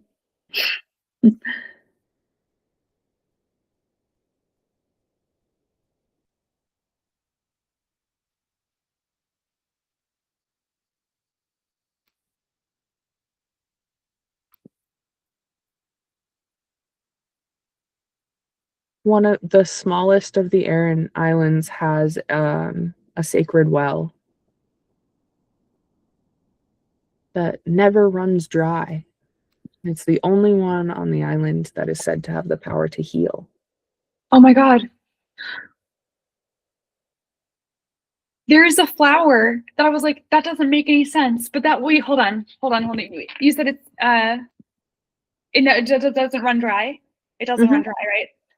Yeah. There's a flower that's come up that's it's described as self-watering, but it could be described as being in a place that's self-watering. That makes sense. Wait, hold That's on, cool. hold on.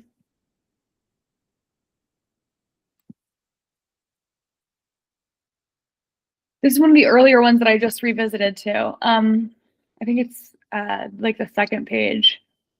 Ooh. But yeah, it's more talking about like later on about like a specific uh affliction, I think. Yeah, it's just an instructional. The smallest Aran Island is geologically an extension of the burn. Okay. Because I have something translated as self-watering gut. That Yeah, could be a here. location. The southern end of the island has some great examples of its typical fissured and cracked limestone pavements. The clints or slabs are bare, Wait, while what the is it grooves called? shelter. This, The island, no, the place that never dries up. it's Saint Enda's Well, Enda. What? Saint Enda's Well. Oh, Saint Enda as well. I was like, what is the first word? Saint Enda as well. Okay. Saint Enda as well. I think Detritus has detritus. Did you look up detritus? How do I spell it? Detritus.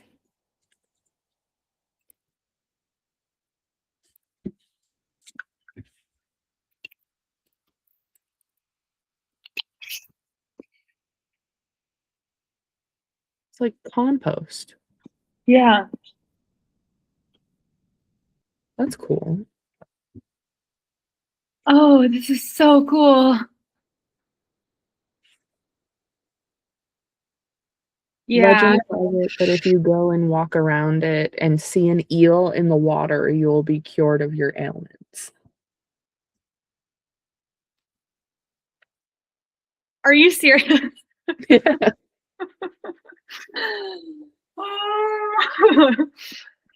I'm I'll looking at probably this find this circle, later. this circle in Sanda's well. I'm just wondering if this plant grows there.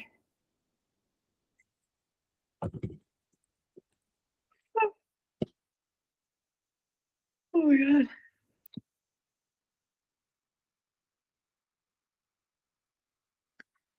Let's learn about Enda. He's an Yeah. Irish saint. Oh, his feast day is on the day that Pisces turns to Aries. Mm. Warrior King. Pipit is mentioned here, which is like mucus, but it's an affliction, streak of mucus. A fairy mound is described, and I'm seeing a fairy mound. There, um, on That's crazy. Wait, that does look like a fairy mound, right? Am I no, you're not wrong at all. There's also see? which island? On the same island where the ruins of the castle now are, used to be a ring fort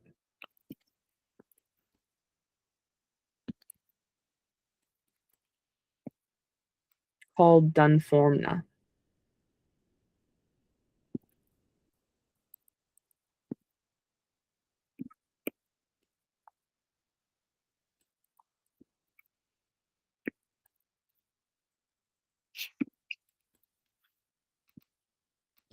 Enda is described as the patriarch of Irish monasticism. Most great Irish saints had some connection to him. It's cool. That's wild. I'm surprised we haven't come across him yet. Say Enda? Yeah. Like this is the first that I've come across him in research. Me too. I mean, I think this is huge in terms of this one page alone. I think it's being referenced. Yeah. And it looks like a well, but the word is like gut.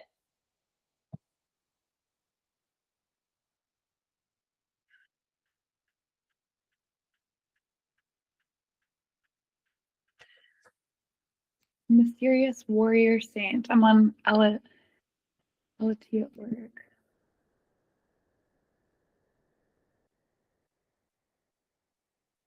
Forming a natural breakwater against the Atlantic Ocean.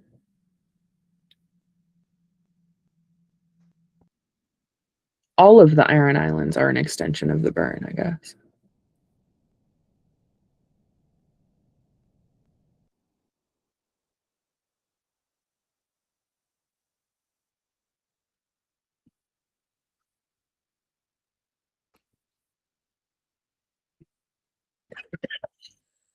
Oh, oh no, 100%. Mediterranean alpine and alpine species meet here, attracting masses of tiny multicolored butterflies. Yeah, in the burn there are like 3 or 4 different climatic like plants that so they the burn hosts so many different types of plants because of the like variation in climate. And I do think that there was seed exchange between the Mediterranean and this area. So I think some of those Mediterranean plants were literally exchanged from the Yeah. Mediterranean. Enda's monks imitated the asceticism and simplicity of the earliest Egyptian desert hermits. What does that mean? I don't know. He established the monastery of Enda, which is regarded as the first Irish monastery at Killiney on Innismore.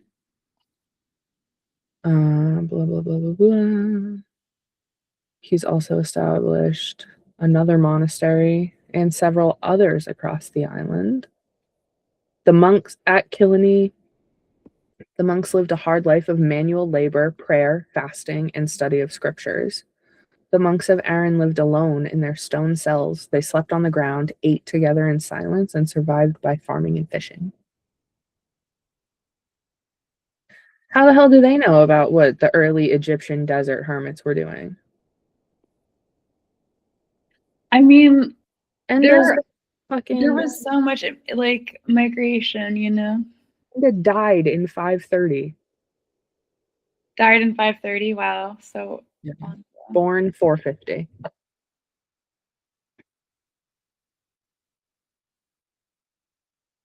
There is like mention of like chatter and gossip and being loquacious, and I think that like at least what I'm gathering is the scribes like were not as quiet. You know what I mean? Like they Yeah. were like eager to chit chat, if that makes sense.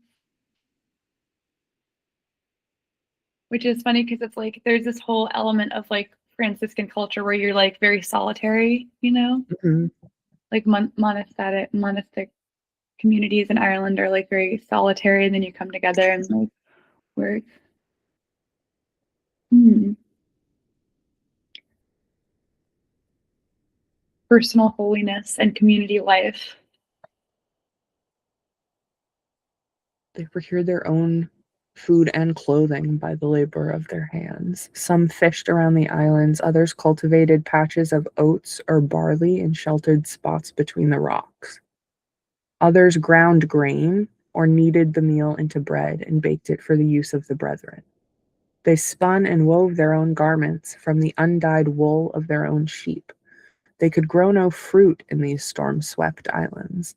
They drank neither wine nor mead, and they had no flesh meat except perhaps for a little for the sick. Saint Enda himself died of old age. The monastery flourished until Viking times, but much of the stone was ransacked by Cromwell's men in the 1650s for fortifications, so only scattered ruins remain. Most survive as coastal ruined towers. So none of this would have been ruined in our time frame. Cattle, goats, horses now huddle and shiver in the storm under many of the ruins of old walls where once men lived and prayed. These structures were the chosen home of a group of poor and devoted men under St. Enda. He taught them to love the hard rock, the dripping cave, and the barren earth swept by the western gales. They were the men of the caves, but also men of the cross. What? I mean, that has a connection to Tuatha De Danann, Mm-hmm. the neutrality. That's so fascinating.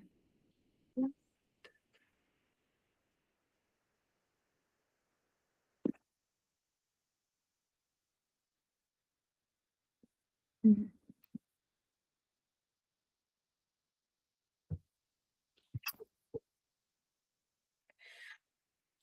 During his own lifetime, Enda's monastic settlement on the Aran Islands became an important pilgrimage destination as well as a center for the evangelization of surrounding areas.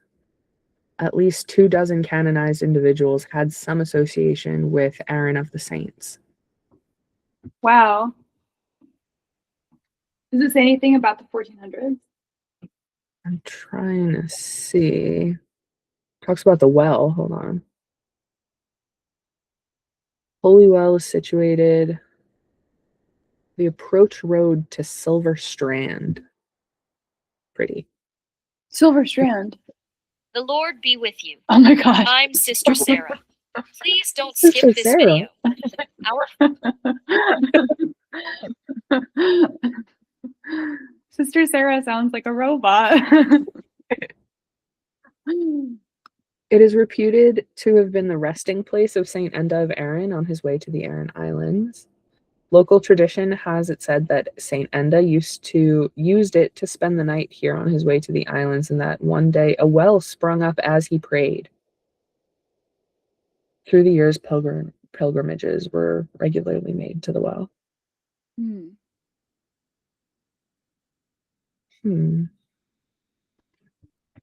I want to just really quickly look at what I was talking about.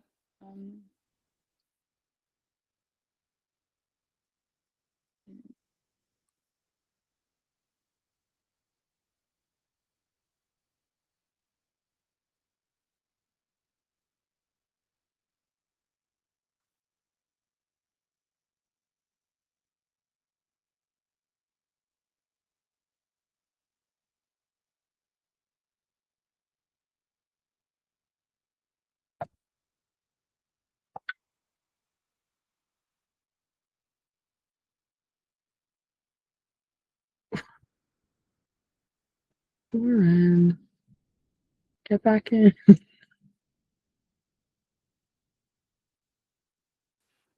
Sorry. It's okay.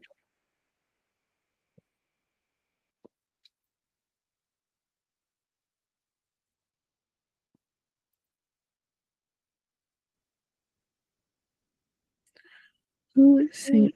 Is Saint Brendan the one that wanted to navigate all the way to the New World? I don't know. Yeah, Brendan the Navigator, famous for his legendary 7-year sea voyage in search of the Isle of the Blessed.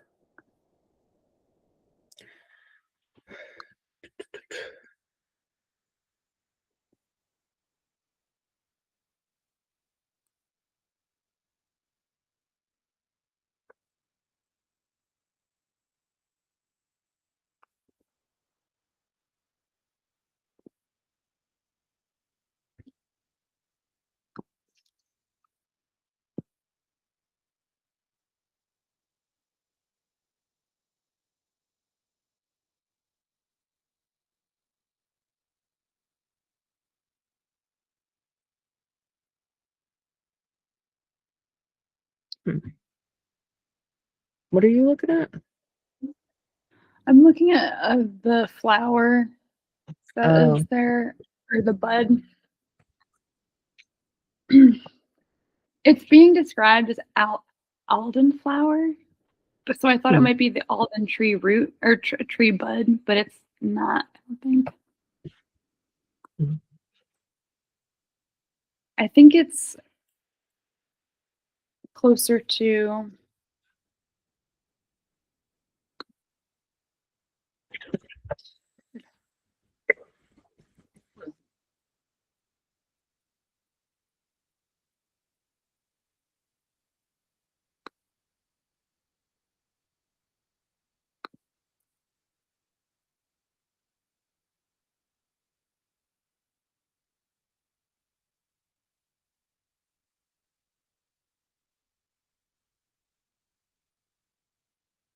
What is that called?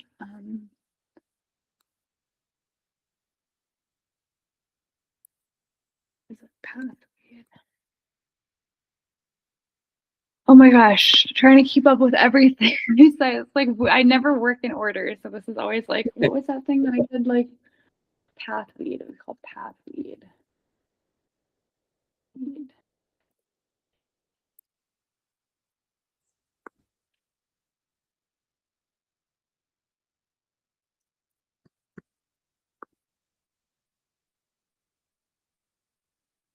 Hmm. Didn't we have a dwarf come up somewhere? Yes. A lot of places. Yeah. Why? Something about there's the legend of Saint Brendan's stone that came up.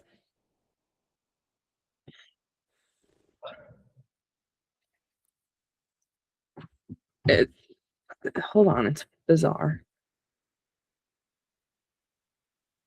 Saint Brendan's stone refers to a legendary floating stone given to Saint Brendan the Navigator by a dwarf on his mythical voyage to the Isle of the Blessed. The legend also connects to real life sites.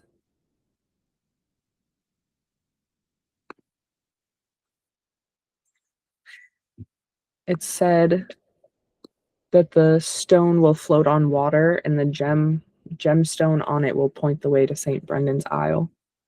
Hmm.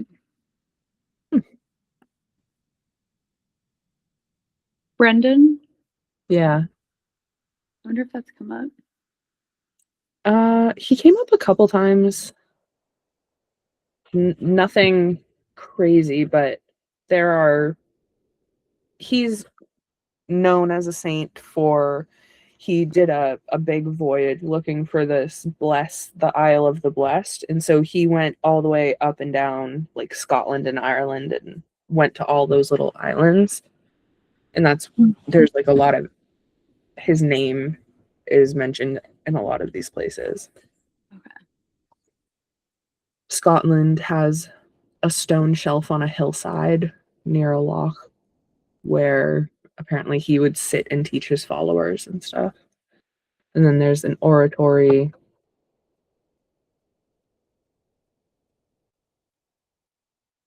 I don't know why that was mentioned on St. Enda's Well.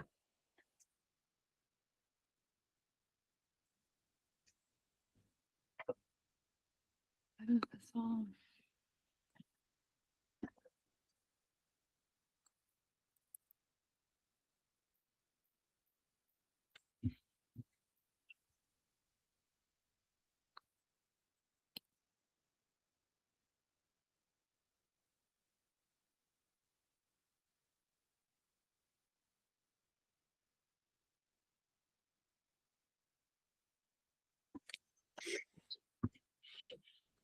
So the one that I'm looking up for the area, I think it's a meadow thistle, but it looks so pointy. I don't know. Maybe not meadow thistle. Maybe that other one is meadow thistle though. Hold on.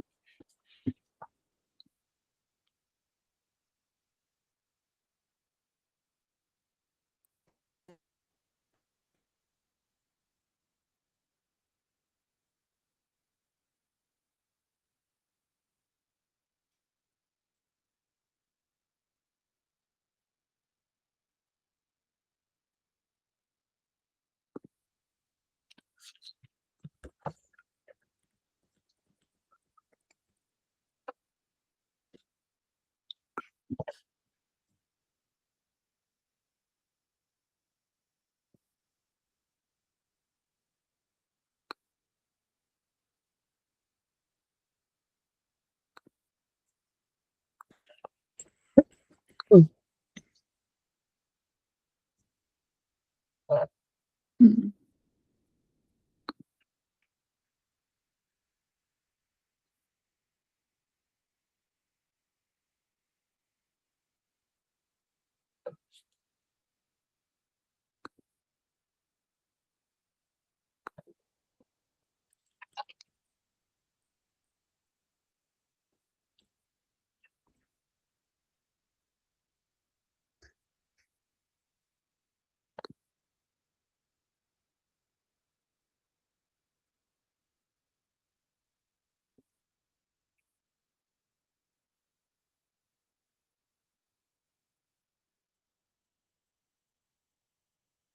Have you looked at sea holly? Yeah, I'm looking at milk thistle right now. There are different like meadow thistle that are used for like medicinal purposes. That's also on a different page. So I translated greater knapweed for one of the plants. It's not a direct translation, but it's called pathweed. It translated as pathweed, but I said that it's describing um, greater knapweed, which is from the cliffs of Moher to treat inflammation. This is from page, not the earlier page. This is from page um,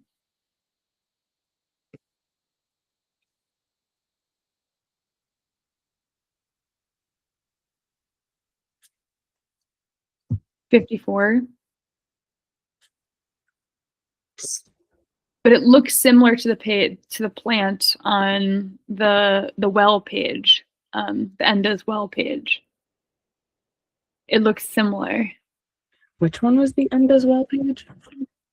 5 or 2, depending on what folio you're looking at or what version you're looking at. So basically, like the second page of the manuscript.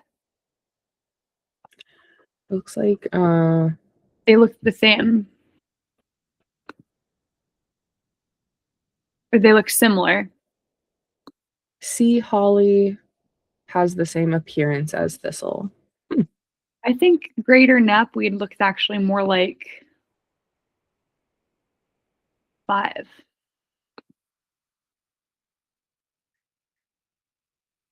But it's referred to on the other page as what was that, 54? Let me see what I have. Path flower. Hmm.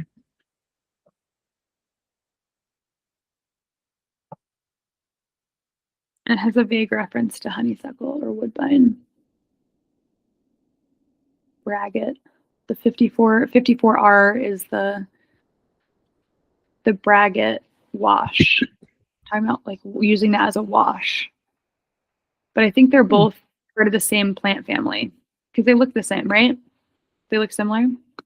Yeah. Should I share my screen? Yeah. I don't. I'm looking at a bunch of different tabs. So this is one of the ones that's like not a specific translation for the plants. I found this to be like looking closest to it, but it translates as pathweed. I found greater knapweed for not this one, but 54. So this is one that looks like similar to 108.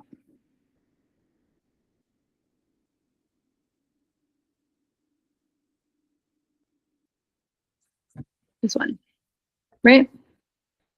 They kind of Yeah, they do bulb look and but they have different leaves. I think they're all kind of either thistle, milk thistle, meadow thistle, knapweed. This one also doesn't have a direct translation for it. Um, but the prefix for oh my gosh, the spinning wheel of death. Hello. There.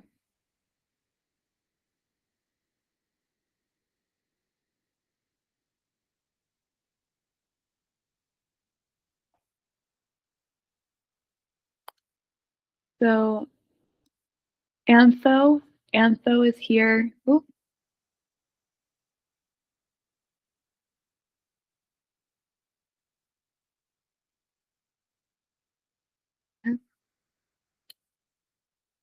Antho, antho.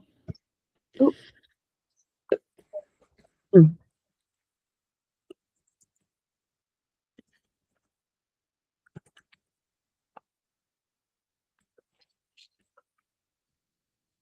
Rian.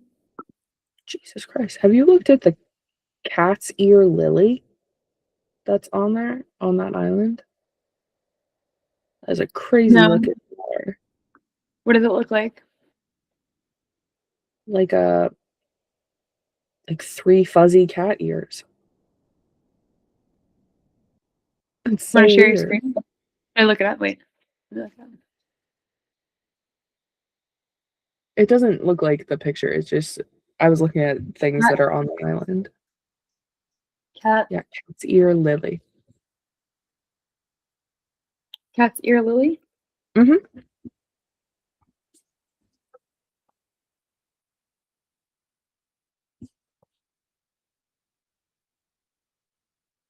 Whoa, that looks like the bog bean.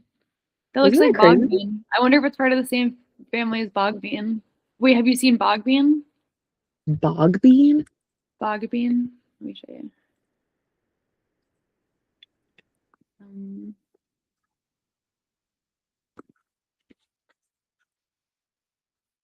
Oh, that's pretty. this. Doesn't that look similar? Yeah, it's pretty. I had that one as a possibility for this, but now I'm looking. Let me just check to see the lily. That might be that actually. Because the thing that happens with like the texture, blue sometimes is white also, but the texture is like it's like more about the texture. That actually looks It looks like that looks 1, 2, 3, 4, 5, or 6 in the center. There's 4 in the center here. bog bean grows in bog fens and shallow stagnant water.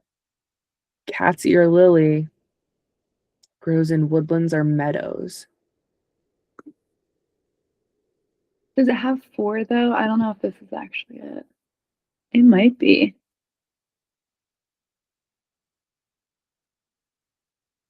That's so cool. But yeah, that's crazy.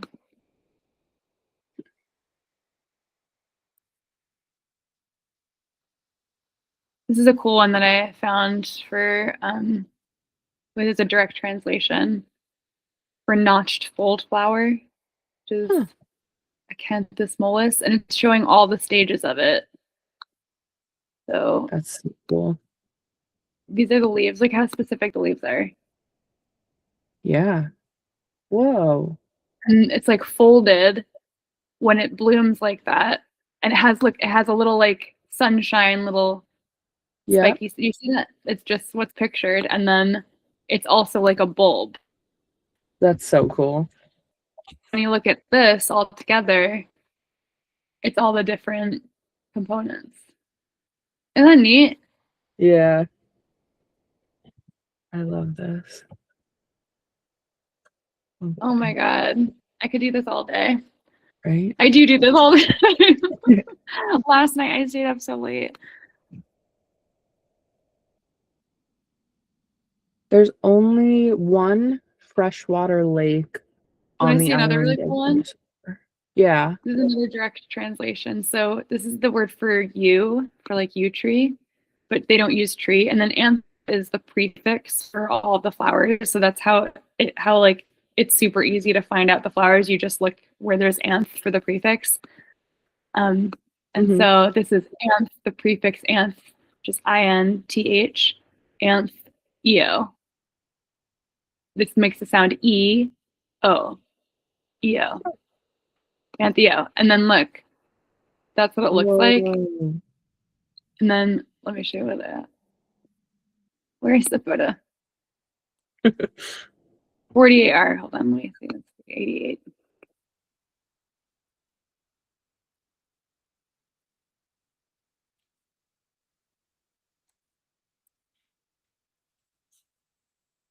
Oh,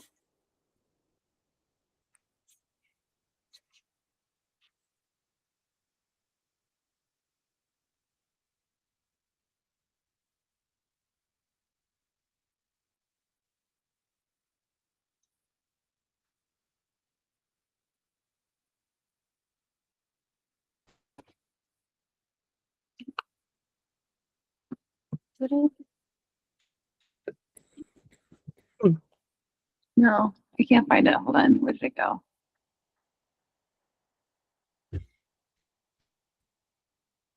Wait, what page is it? What page did I say? 48R. Let me just look over here. Yeah.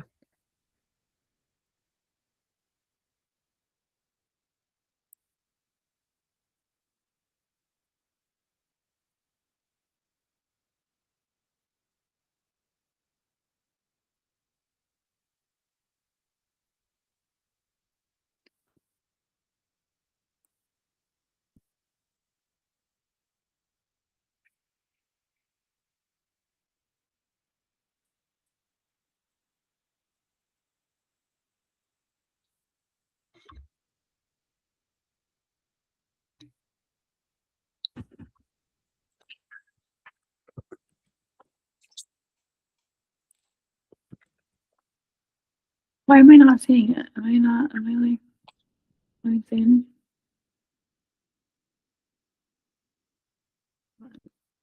I don't want to go to Yale.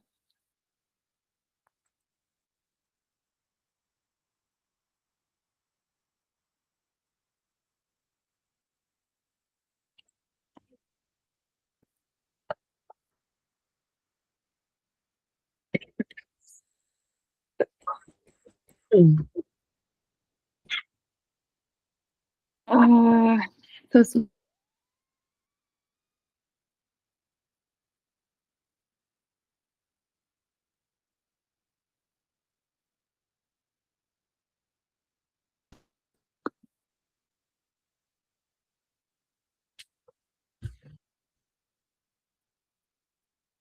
wait.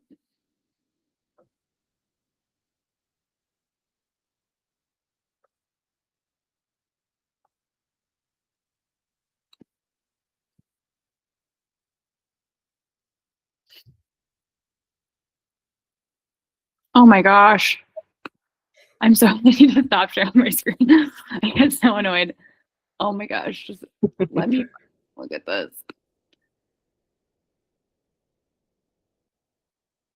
Okay.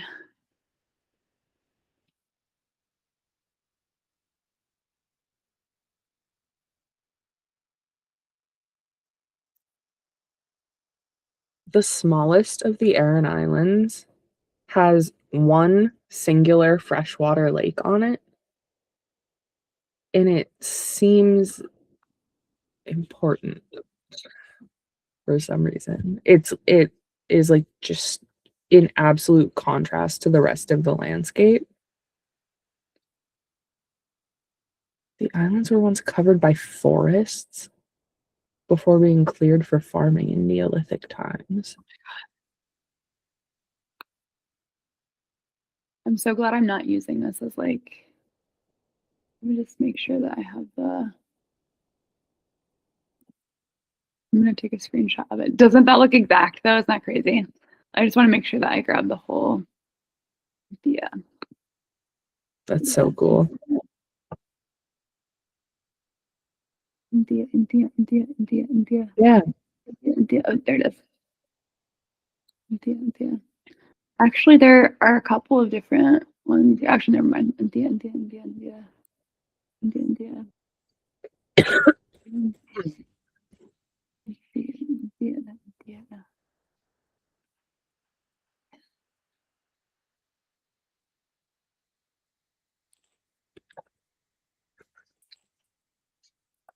It's right there.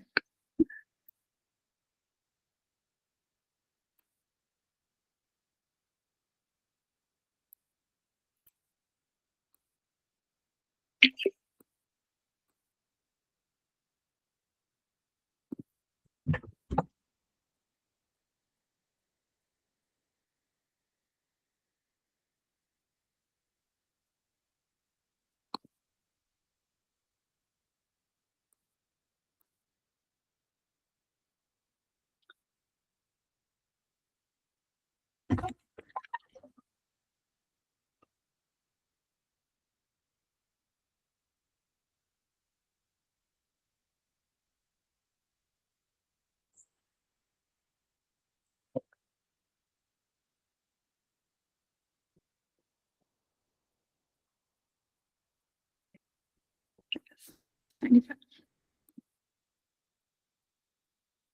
gonna have to get going. Ophelia is getting loud.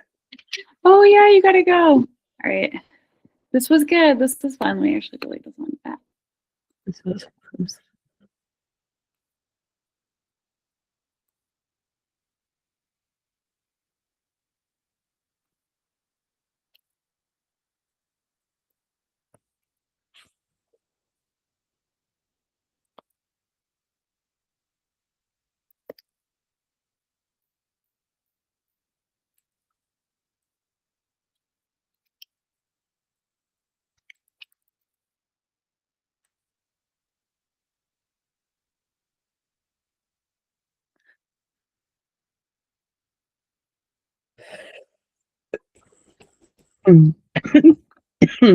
Excuse me.